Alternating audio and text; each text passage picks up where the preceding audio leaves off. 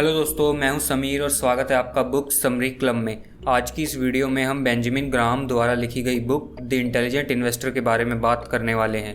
Benjamin Graham एक American economist और professional investor थे। ग्राहम को ही सबसे पहला वैल्यू इन्वेस्टमेंट करने वाला इंसान माना जाता है।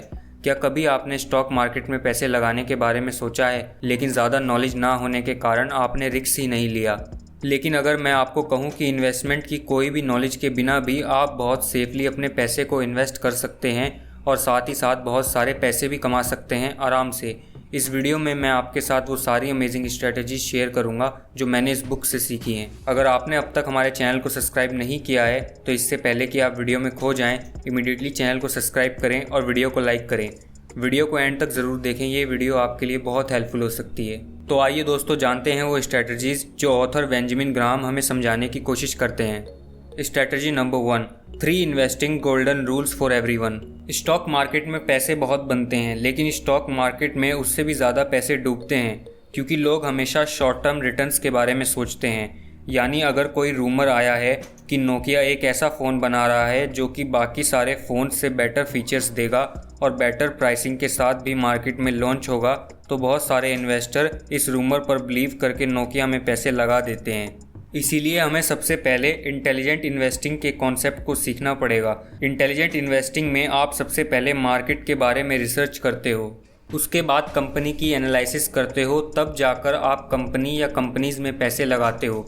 मार्केट रिसर्च का मतलब ये नहीं है कि आपको सारे टेक्निकल स्किल्स सीखने होंगे, बल्कि आपको मार्केट की हिस्ट्री के बारे में समझना होगा।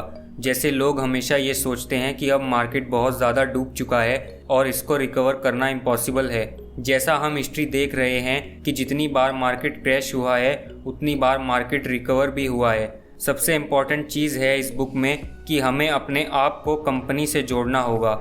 हम जब भी किसी कंपनी के शेयर लेते हैं या फिर हम जब भी उन कंपनी पर पैसे लगाते हैं तो हम उस कंपनी का हिस्सा बन जाते हैं। हमें किसी कंपनी के शेयर्स सिर्फ इसलिए नहीं लेने चाहिए क्योंकि वो आपको बस पैसे बनाकर देगी, बल्कि आपको उस कंपनी या कंपनीज में पैसे लगाने चाहिए जिसके विज़न, प्रोडक्ट्स और सर्विसेज आपके विज़न से मैच करते हो और आप एज अ कस्टमर ऐसी कंपनीज के प्रोडक्ट यूज़ भी करना चाहते हो।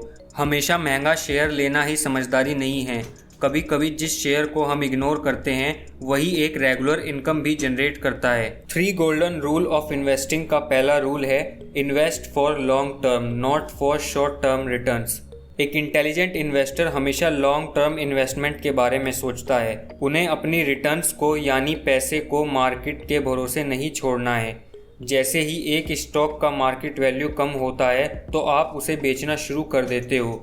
लेकिन यहाँ पर एक इंटेलिजेंट इन्वेस्टर जब एक कंपनी की मार्केट वैल्यू कम होती है तो उस कंपनी पे इन्वेस्ट करना शुरू करता है। अगर कंपनी की टीम और मैनेजमेंट सच में विजनरी है तो। फॉर एग्जांपल अगर मैं समझाऊं तो एक XYZ कंपनी है जो कि सेकंड नंबर पर आती है इन टर्म्स ऑफ AC। तो कुछ प्रॉब्लम्स की वजह से क्या हुआ कि उनकी प्रोडक्शन में कुछ प्रॉब्लम आई जिसके कारण उनकी मार्केट वैल्यू थोड़ी कम हो गई। लेकिन आप उस कंपनी को जानते हो कि वो कैसे परफॉर्म करती है, उनकी क्वालिटी कैसी होती है। तो आपने क्या किया, जैसे ही उनका मार्केट वैल्यू कम हुआ तो आपने उस पर और पैसे लगाना शुरू कर दिया क्योंकि आपको भरोसा है उस कंपनी पे। और जैसे ही उनकी प्रोडक्शन की प्रॉब्लम ठीक होती है वैसे ही उनका मार्केट वैल्यू फिर से टॉप पर आ जाता है। इसीलिए इंटेलिजेंट इन्वेस्टर घबराते नहीं हैं, वो हमेशा लॉन्ग टर्म के बारे में सोचते हैं। Rule number 2, diversify your investment to avoid massive losses. यानी एक इंटेलिजेंट इन्वेस्टर हमेशा मल्टीपल कंपनी में पैसे लगाता है। इससे ये होता है कि अगर कुछ कंपनी अच्छा परफॉर्म ना करें तो बाकी सारी कंपनीज के प्रॉफिट से बैलेंस बना रहे। वहीं एक स्पेकुलेटर इन्वेस्टर आंखें बंद करके 2-3 कंपनी में अपने बहुत सारे पैसे लगा देता है, जिससे कि अगर वो कंपनीज अच्छा परफॉर्म ना करें या फिर कुछ प्रॉब्लम्स आए उन कंपनी में तो उनको बहुत बड़ा नुकसान भी होता है। Rule number 3, focus on regular and safe returns. एक इंटेलिजेंट इन्वेस्टर कभी भी ये एक्सपेक्ट नहीं करता कि उसे 30 से 40% का एनुअल रिटर्न मिलेगा, बल्कि उसे वैसे एक्सपेक्टेशन रखने चाहिए जैसे कि उसकी नीड पूरी हो सके और रेगुलर एंड सेफली पैसे आते रहें, चाहे थोड़ा कम ही क्यों ना हो सकता है कि फाइनेंशियल गुरु इसको नहीं मानना चाहें, लेकिन एक आदमी को इससे कम्पीट भी नहीं करना चाहिए क्योंकि उनका मेन काम ही है स्टॉक मार्केट की एनालिसिस करना और उन पर पैसे लगाना। लेकिन जो एक एवरेज व्यक्ति है जिसके पास एक जॉब है, एक छोटा सा बिजनेस है, उसके पास उतना समय नहीं है कि वो एवरीडे बस स्टॉक मार्केट के बारे में रिसर्च करे, पढ़े और कंपनीज की एनालिसिस करे। इसीलिए एक इंटेलिजेंट इन्वेस्टर मार्केट के नीचे होने से नहीं डरता है। उनको पता है कि मैंने जिस कंपनी को चूज़ कर लिया है ये बेहतर परफॉर्म ज़रूर करेगी। तो इस प्रिंसिपल से मैंने ये सीखा कि हम सभी को पहले कंपनी की एनालिसिस करनी चाहिए, उसके बाद ही पैसे लगाने चाहिए और हमेशा लॉन्ग टर्म रिटर्न्स के बारे में सोचना बेटर है शॉर्ट टर्म रिटर्न से। कभी भी एक या दो कंपनी में अपने सारे बड़े कैपिटल नहीं लगाने हैं, बल्कि 10-12 कंपनी में थोड़े थोड़े पैसे लगाने हैं और हमेशा रेगुलर एंड सेफ रिटर्न पे फोकस करना चाहिए, जिससे कि कभी भी आपको लॉस ना हो। Strategy number 2, defensive investor and enterprise investor. अगर आप स्टॉक मार्केट और इन्वेस्टमेंट की दुनिया में आना चाहते हो तो आपको अपना सेल्फ एनालिसिस करना होगा।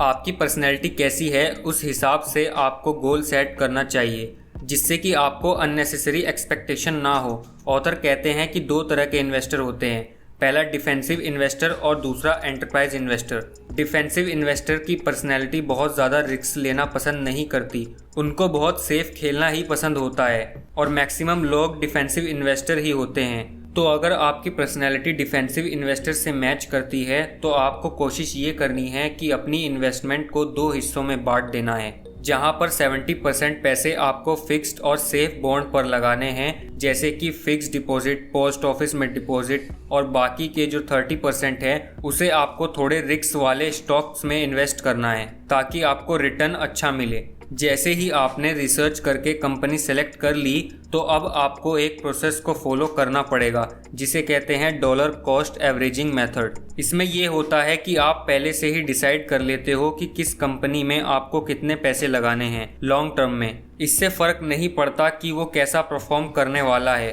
तो अगर आपने 2 कंपनी चूज करी हैं जैसे कि टाटा ग्रुप और रिलायंस ग्रुप, तो हर महीने या फिर हर 3 महीने में आपको 10-10 हज़ार रुपये लगाने हैं इस कंपनी में। फॉर एग्जांपल अगर जनवरी से मार्च तक टाटा कितना भी अच्छा परफॉर्म करे तो भी आपको 10 हज़ार रुपये ही इन्वेस्ट करने हैं, उससे ज़्यादा इन्वेस्ट नहीं करने हैं। और चाहे रिलायंस ग्रुप कितना भी बेकार परफॉर्म करे आपको सेम अमाउंट ही इन्वेस्ट करना है और इसे फॉर्मूला इन्वेस्टिंग भी कहते हैं। अगर हो सके तो हर 6 महीने या 8 महीने में डिफेंसिव इन्वेस्टर को अपनी पोर्टफोलियो एनालिसिस करनी चाहिए, जिससे कि वो कैलकुलेट कर सके कि क्या मुझे सच में इस पे कंटिन्यू करना चाहिए या नहीं करना चाहिए। अब बात करते हैं दूसरे टाइप के इन्वेस्टर के बारे में, यानी एंटरप्राइज इन्वेस्टर।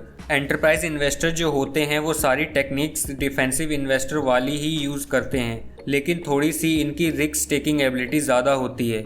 जैसे डिफेंसिव इन्वेस्टर 70% फिक्स रिटर्न पर लगाते हैं और 30% रिस्की स्टॉक में लगाते हैं, उसका ठीक अपोजिट करते हैं एंटरप्राइज इन्वेस्टर, जहां पर 30% वो सिर्फ फिक्स रिटर्न पर फोकस करते हैं और 70% रिस्की स्टॉक में इन्वेस्ट करते हैं। हो सकता है कि बहुत लोगों को ये वीडियो देखकर मोटिवेशन आया हो कि मुझे भी एंटरप्राइज इन्वेस्टर बनना है, जहां पर मुझे थोड़ा रिस्क से खेलना है। लेकिन ऑथर ये कहते हैं कि आपको इस लाइन में आने से पहले आपको 1 से 2 साल तक आपको रेगुलर स्टॉक के बारे में नॉलेज गेन करना पड़ेगा। आपको बहुत ही थोड़ा थोड़ा इन्वेस्ट एवरीडे करना पड़ेगा, जिससे कि आपको एक्सपीरियंस हो कि कैसे मार्केट काम करता है और कितना रिटर्न मुझे एक्सपेक्ट करना चाहिए। तो इस बुक से मैंने ये सीखा कि हमें अपनी इन्वेस्टमेंट को हल्के में नहीं लेना चाहिए, यानी हमें ये नहीं सोचना चाहिए कि मूवीज़ में, टीवी सीरियल्स में लोग बहुत ज़्यादा पैसे कमाते हैं स्टॉक मार्केट से, लेकिन रियलिटी में कुछ और है। रियलिटी में ये एक एजुकेशन ही है जो आपकी हेल्प करता है मार्केट को समझने में। इसके लिए आपको नॉलेज गेन करनी पड़ेगी और साथ ही साथ आपको अपनी पर्सनैलिटी भी इम्प्रूव करनी पड़ेगी। मैं इस बुक को डेफिनेटली रिकमेंड करता हूँ कि आप इस बुक को खरीदो और पढ़ो। थैंक यू दोस्तों, आई होप ये वीडियो आपको बहुत पसंद आई होगी। अगर आपने हमारे चैनल को अभी तक सब्सक्राइब नहीं किया है तो इमीडिएटली चैनल को सब्सक्राइब करें और वीडियो को लाइक और कमेंट भी कर दें, इससे हमारा मोटिवेशन बढ़ता है। अगर आपको लगता है कि ये वीडियो दूसरे लोगों को भी हेल्प कर सकती है तो सबके साथ ये वीडियो शेयर भी करें। जल्दी मिलेंगे और भी अच्छी वीडियो के साथ। Thank you so much.